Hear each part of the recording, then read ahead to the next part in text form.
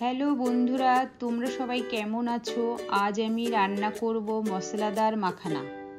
প্রথমে আমি কড়াইতে দিয়ে দেব 2 চামচ ঘি।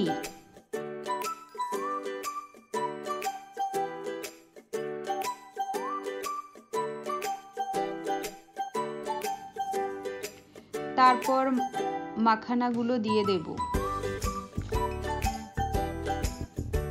2 থেকে 3 মিনিট নাড়ানোর পরে আমি এর মধ্যে দিয়ে দেব 1 চামচ জিরের গুঁড়ো, 1 চামচ ধনের গুঁড়ো, দেব চাট মশলা, দেব 1 চামচ লঙ্কার গুঁড়ো,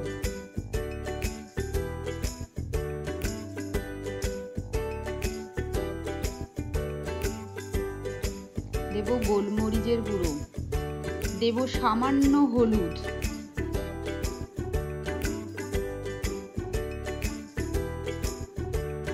এরপর মশলাগুলোকে ভালো করে এর সাথে মিশিয়ে নেব।